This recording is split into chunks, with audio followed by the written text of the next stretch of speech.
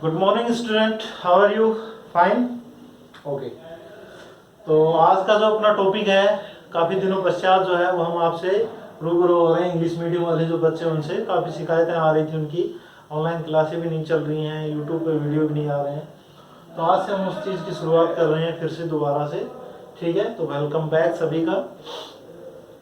अपना जो next topic है वो है पिछला जो फोर्थ जो चैप्टर था उसका एक टॉपिक जो है वो शायद शेष रह गया था, उसके मैं पीडीएफ के माध्यम से नोट्स उपलब्ध करा दूंगा आपको, ठीक है? हम नया चैप्टर शुरू कर रहे हैं, चैप्टर है 5, चैप्टर नंबर 5, जिसका पहला पार्ट है पार्ट फर्स्ट।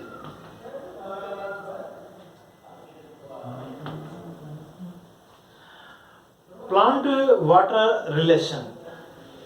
टॉपिक क्या है? पार्ट का जो नाम है, आपका जो लेसन है वो है plant water relation. Okay, plant water relation. क्योंकि जो प्लांट होता है उसको वाटर एब्जॉर्बेशन से लेके और उसके अंदर जो होता है उनकी विभिन्न जो सेल्स होती हैं जो कि एक दूसरे के बेहद नज़दीक होती हैं, तो एक सेल से दूसरी सेल में, दूसरी से तीसरी में, ठीक है? तो जो वाटर होता है वो कैसे आगे बढ़ता है और कैसे जाके वो जाइलम और फ्लोएम तक पहुंच पाता है। उसके पश्चात वो जो है अपना जो प्लांट है उसके जो विभिन्न जो पार्ट होते हैं अलग अलग, ठीक है ना, पार्टीशन होता है जो उसका, उसके अंदर कैसे वाटर जो होता है वहां तक पहुंच पाता है। तो ये इसको समझने से पहले प्लांट वाटर रिलेशन से पूर्व हमें कुछ प्रेशर के बारे में समझना पड़ता है कि पदार्थ जो सब्सटेंस होते हैं, सब्सटेंस के जो मॉलिक्यूल्स होते हैं वो किस प्रकार से एक स्पेस से दूसरे स्पेस पर फ्रीली मोशन करते हैं, गति कर पाते हैं। तो ये चीज़ें समझना बहुत ज़रूरी है। तो इस चैप्टर के अंतर्गत जो हम चीज़ें पढ़ेंगे वो यही पढ़ेंगे कि जो सब्सटेंस होते हैं उनके जो मॉलिक्यूल्स होते हैं वो कैसे एक स्थान से, यानी कि एक स्पेस से दूसरे स्पेस तक, दूसरे स्थान तक पहुंच पाते हैं, ठीक है? वो कौन कौन सी चीज़ें हैं, किस नाम से उन्हें जाता है और क्या रीजन है उसका, ठीक है? तो प्लांट वाटर रिलेशन के अंतर्गत हम दो चीज़ें इंपॉर्टेंटली पढ़ेंगे और वो चीज़ें हैं, पहली जो होगी डिफ्यूजन। क्या होगा? ठीक है माय डियर स्टूडेंट, पहला होगा डिफ्यूजन और दूसरा जो होगा वो होगा ऑस्मोसिस, ठीक है? इन दो चीजों के चैप्टर में पढ़ेंगे, डिफ्यूजन को और ऑस्मोसिस को। डिफ्यूजन का मतलब होता है विसरण और ऑस्मोसिस का मतलब होता है परासरण। आपने आरओ की फुल फॉर्म पढ़ी होगी, आरओ। जो ओ होता है उसका मतलब ऑस्मोसिस होता है, रिवर्स ऑस्मोसिस, ठीक है? आरओ की फुल फॉर्म, जो पानी साफ करने का जो अपना आरओ होता है, उस आरओ की फुल फॉर्म में जो ओ होता है उसका मतलब क्या होता है? ऑस्मोसिस, यानी कि परासरण, यानी कि पुनः परासरण या रिवर्स ऑस्मोसिस। ओके, तो पहला जो अपना टॉपिक है वो है डिफ्यूजन। क्या है? क्या है? डिफ्यूजन। पहला जो टॉपिक है वो है डिफ्यूजन। ओके, तो सबसे पहले हम इसकी डेफिनेशन की बात करते हैं कि डिफ्यूजन है चीज क्या। एक चीज और याद रखना कि चाहे जितने भी मॉलिक्यूल, जो भी सब्सटेंस होते हैं, ठीक है, चाहे वो सॉलिड हो या फिर लिक्विड हो, ठीक है, जितने भी सब्सटेंस होते हैं किस फॉर्म में है ये कोई बात नहीं होती है कि वो चाहे लिक्विड फॉर्म में है, चाहे गैसीय फॉर्म में है या फिर वो सॉलिड फॉर्म में है। उनके जो मॉलिक्यूल्स होते हैं वो कहीं ना कहीं क्या करते हैं? मोशन करते हैं, गति करते हैं। और उनके जो मोशन होता है, जो गति होती है, वो कि उसका कारण क्या होता है? उसका कारण होता है उनकी काइनेटिक एनर्जी। क्या होता है? काइनेटिक एनर्जी, ठीक है? तो जितने भी मॉलिक्यूल, जो भी सब्सटेंस होते हैं, उनके जो मॉलिक्यूल्स होते हैं वो क्या करते हैं? मोशन करते हैं, गति करते हैं। और उनकी गति करने का जो रीजन होता है, कारण जो होता है, ठीक है, वो क्या होता है? उनकी काइनेटिक एनर्जी। और इसी काइनेटिक एनर्जी को हम डिफ्यूजन के रूप में परिभाषित कर सकते हैं। कैसे? मान लीजिए, उससे पहले एक चीज समझने की होती है कि ये एक सब्सटेंस है, मान लीजिए कोई भी गैसीय सब्सटेंस है और ये इसके क्या है? मॉलिक्यूल्स हैं। ओके, क्या है ये इसके मॉलिक्यूल्स हैं, और ये हमारा क्या है, स्पेस है। समझ गए? अब मान लीजिए कि ये जो गोल जो चीज मैंने बनाई है, ये हमने उस एक रीजन को बनाया है, ठीक है। ये मतलब समझना है कि ये कोई भी सब्सटेंस है कंप्लीट नहीं, ये सब्सटेंस के मॉलिक्यूल्स हो गए, मान लीजिए कि गैसीय सब्सटेंस है, और ये वो रीजन है जहां इसके सब्सटेंस का जो कंसंट्रेशन है वो हायर है। तो ये जो है एक क्षेत्र, दो क्षेत्रों की बात कर रहे हैं हम, दो रीजन की बात कर रहे हैं। एक तो ये रीजन हो गया, इसे हम क्या कहेंगे,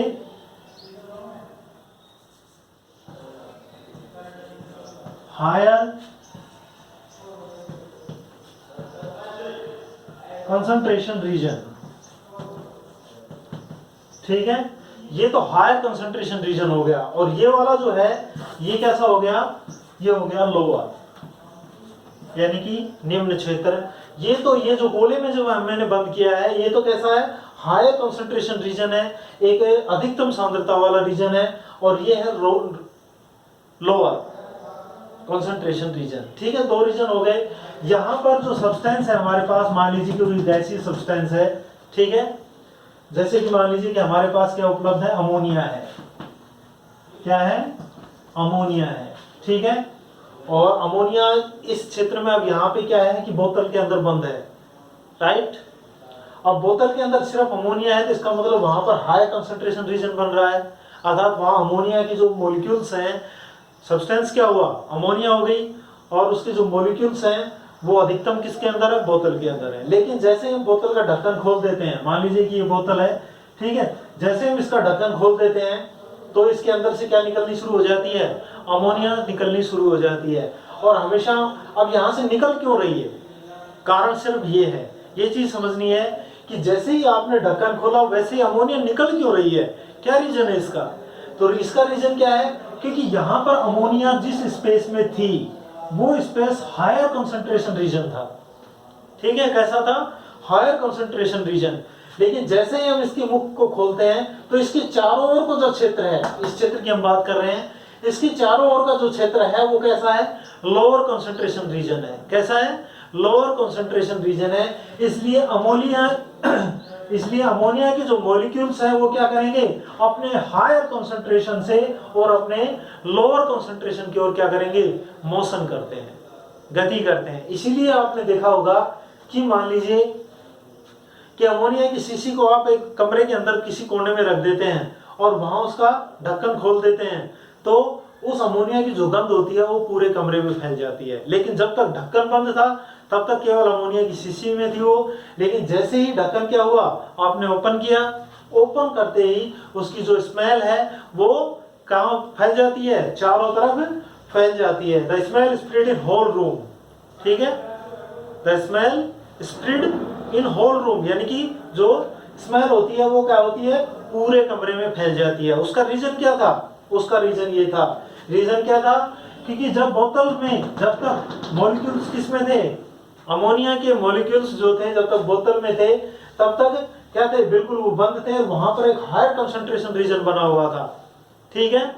और जैसे ही खुला तो उसे क्या, अपने चारों तरफ एक लोअर कंसंट्रेशन रीजन नजर आया, जहां पर अमोनिया के मॉलिक्यूल्स कम थे या न के बराबर थे। तो ऐसी स्थिति में अमोनिया के जो मॉलिक्यूल्स होते हैं वो अपने हायर कंसंट्रेशन से और लोअर कंसंट्रेशन रीजन की ओर क्या करते हैं, मोशन करते हैं। इसी को हम क्या कहते हैं, इसी को हम डिफ्यूजन कहते हैं।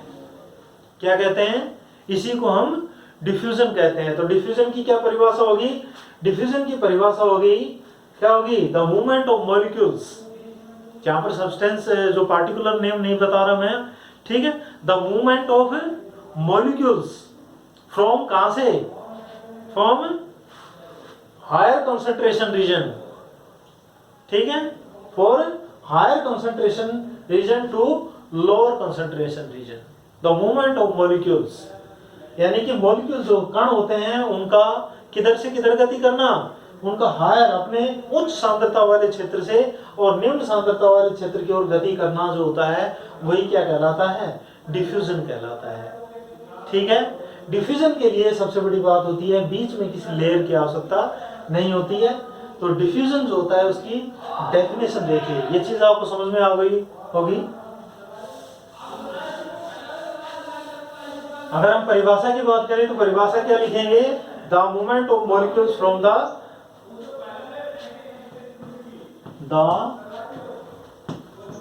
Movement of molecules from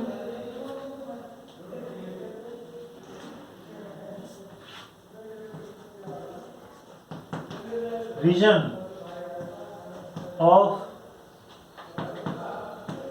their higher concentration to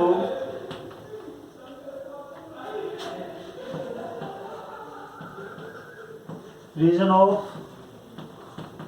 their lower concentration। ठीक है, the movement of molecules, molecules जो कण होते हैं उनका किधर से किधर गति करना, region of their higher concentration, यानी कि अपने उच्चतम सांद्रता वाले क्षेत्र से, और किधर, region of their lower concentration. ठीक है, अपने निम्नतम सांद्रता वाले क्षेत्र की तरफ जो मॉलिक्यूल्स होते हैं उनका क्या होना, मोशन होना, उनका गति होना, यानी कि मूवमेंट करना उनका। ठीक है, तो ये क्या कहलाता है, इट इज कॉल्ड डिफ्यूजन। क्या कहलाता है ये, it is called diffusion. I hope आपको ये चीज समझ में आ गई होगी, ज्यादा कठिन नहीं है।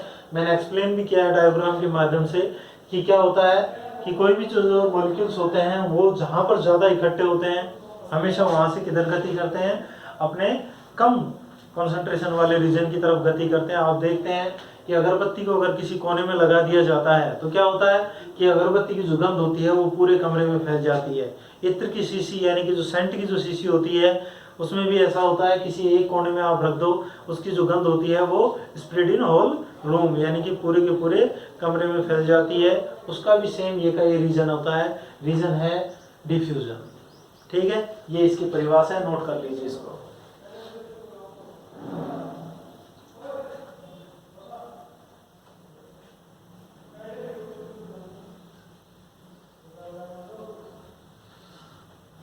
ठीक है, ये तो परिभाषा हो गई। अब हम रीजन की बात करें कि ऐसा क्यों होता है कि सब्सटेंस ऑफ मॉलिक्यूल्स जो होते हैं वो हमेशा अपने हायर कंसंट्रेशन रीजन से लोअर कंसंट्रेशन रीजन की ओर ही मूवमेंट क्यों करते हैं, इसका क्या रीजन है। तो रीजन जो होता है वो मैंने शायद शुरू में बता दिया था। इसका जो रीजन है, रीजन ऑफ डिफ्यूजन, इसका कारण क्या होता है, ये हैपेंस क्यों होता है, तो हम क्या लिखेंगे, द हैपेंस बिकॉज, ऐसा क्यों हो रहा है, this happens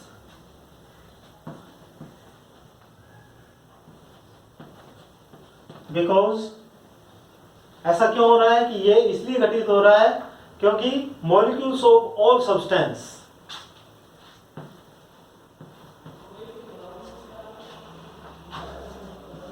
of all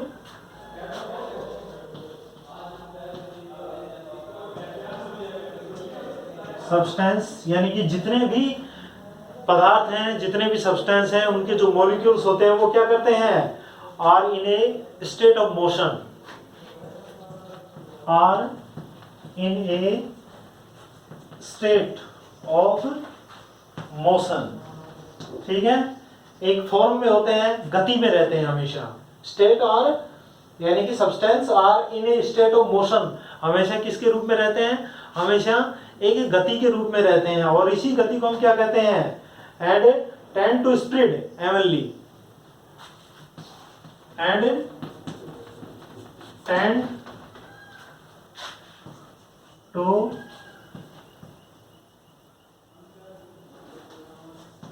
spread, यानी कि समान रूप से स्प्रेड होते हैं evenly in the available space, जो भी उन्हें मिलता है, जैसे कमरे में फैल रहे हैं, in the available space। Spread Avonlea in the available space, जो भी उसको स्पेस मिलता है उसके अंदर वो समान रूप से क्या करते हैं, गति करते हैं, ठीक है।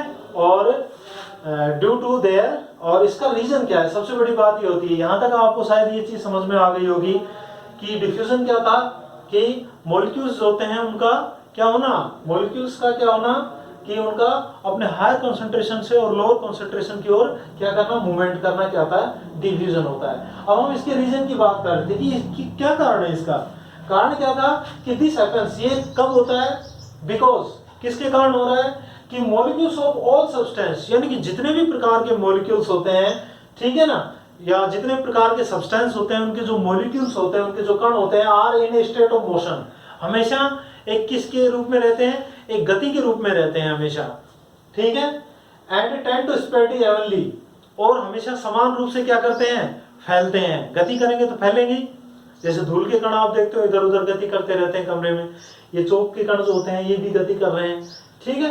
तो spread Avonlea in the available space, जो भी उन्हें क्या मिलता है कि स्पेस जो उनके लिए जो उपलब्ध हो रहा है उसके अंदर वो समान रूप से क्या होते हैं, गति करते हैं। इसका रीजन क्या है, ड्यू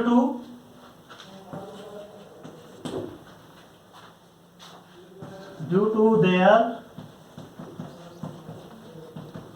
काइनेटिक एनर्जी। ये चीज समझनी बहुत जरूरी है, काइनेटिक एनर्जी, ठीक है।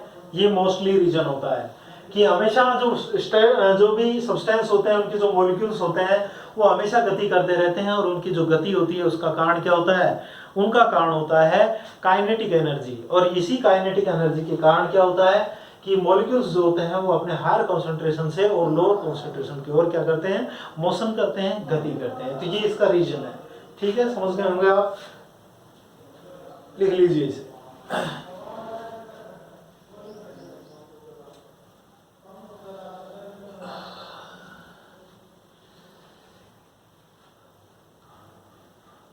ओके,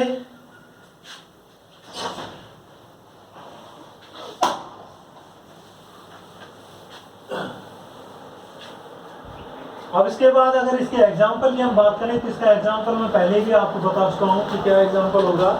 एग्जाम्पल इसका आप अमोनिया लिख सकते हैं, ठीक है। क्या लिखेंगे, when A bottle of ammonia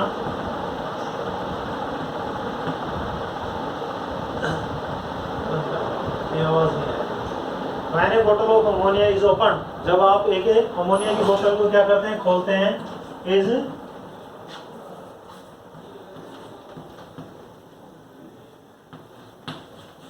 open in A room, ठीक है। जब अमोनिया की बोतल को आप एक रूम के अंदर खोलते हैं तो इट्स स्मेल स्प्रेड, तो इसकी जो स्मेल होती है, इट्स स्मेल स्प्रेड किसमें, whole room, in the whole room, whole room, ठीक है, पूरे के पूरे कमरे में फैल जाती है, ठीक है। तो ये इसका एग्जांपल आप लिख सकते हैं। इसके अलावा एग्जांपल और भी आप लिख सकते हैं, ठीक है। जैसे मान लीजिए कि आपने कभी देखा होगा कि नील जब पानी में आप डालते हैं, आपने घर में प्रयोग भी किया होगा कि जो बाल्टी होती है, बाल्टी के अंदर क्या भरा हुआ होता है, पानी भरा हुआ होता है। ये मान लीजिए कि बाल्टी है, ठीक है, इसके अंदर आपने पानी है और ऊपर से आप कुछ बूंदे किसकी डाल देते हैं, इसके अंदर उजाला नील जो होती है उसकी डाल देते हैं। तो क्या होता है कि जैसे ही आप इसके अंदर उजाला की बूंदे डालते हैं तो वो जो बूंदे होती है वो समान रूप से पूरी बाल्टी में वितरित हो जाती हैं, ठीक है, वितरित हो जाती है या नहीं। तो उसका रीजन भी क्या होता है, डिफ्यूजन ही होता है, क्योंकि इस समय क्या था कि उसको एक स्पेस मिल गया, Avonlea in the available space, spread Avonlea in the available space, कि जो नील की जो बूंद थी, ठीक है, उस बूंद को एक स्पेस मिल गया अपने हायर कंसंट्रेशन से लोअर कंसंट्रेशन की ओर गति करने के लिए, ओके। तो इसलिए क्या हुआ कि पूरा का पूरा बाल्टी का जो पानी होता है वो नीला हो जाता है, ठीक है, पूरे के अंदर फैल जाती है वो। तो उसका रीजन भी क्या होता है, डिफ्यूजन ही होता है। अब यहाँ पर ये इसका एग्जांपल आप ये लिख सकते हैं, ये लिख सकते हैं, ठीक है, जो अभी आपको घरेलू जो भी नजर आए वो आप लिख सकते हैं। ओके, आई होप इसको आप बिल्कुल अच्छी तरह से समझ गए होंगे कि क्या परिभाषा है, क्या रीजन है। रीजन इंपॉर्टेंट होता है, रीजन होता है काइनेटिक एनर्जी, ठीक है। और ये एग्जाम्पल है, आप इस्माइल का, इत्र का, किसी का भी ले सकते हैं। ओके, तो इसके पश्चात जो है वो नेक्स्ट है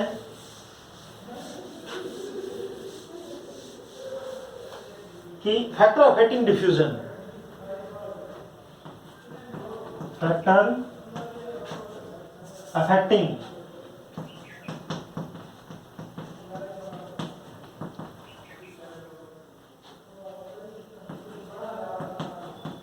डिफ्यूजन। जो डिफ्यूजन होता है उसको कौन कौन से कारक जो होते हैं प्रभावित करते हैं। डिफ्यूजन को प्रभावित करने वाले फैक्टर कौन कौन से हैं, कारण कौन कौन से हैं। तो इसमें सबसे पहले जो है वो है टेम्परेचर। क्या है? टेम्परेचर, ठीक है। टेम्परेचर किस तरह से प्रभावित करता है आप जानते हैं। The rate of diffusion of any substance inversely, यानी कि ये कहें कि जो टेम्परेचर होता है वो अगर बढ़ा दिया जाए, द राइजिंग ऑफ टेम्परेचर, अगर टेम्परेचर को क्या किया जाए, राइज किया जाए, टेम्परेचर को अगर बढ़ाया जाता है, राइज इन टेम्परेचर, अगर टेम्परेचर को क्या होता है बढ़ाया जाता है, the rise of temperature increase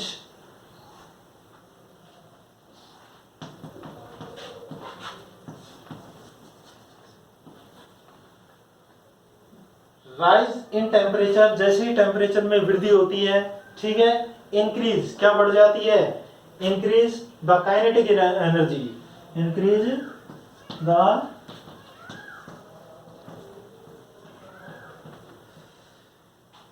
kinetic energy of molecules,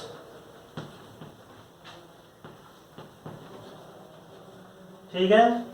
rise in the temperature increase the kinetic energy of molecules, जो मॉलिक्यूल्स होते हैं उनकी काइनेटिक एनर्जी बढ़ जाती है, ठीक है। और जिसके कारण क्या होगा, विच रिजल्ट, क्या होगा बताओ, जिसका कारण क्या होता है, which result in the increase in rate of diffusion, in the increase of rate of diffusion। और क्या होता है कि जो टेम्परेचर जैसे ही हम बढ़ाते हैं किसी भी चीज का, राइज इन द टेम्परेचर, जैसे ही आपने, छोटा सा मैं आपको प्रयोग करके बताता हूं, या फिर आपने, सॉरी गर्मी लग रही बहुत जोर,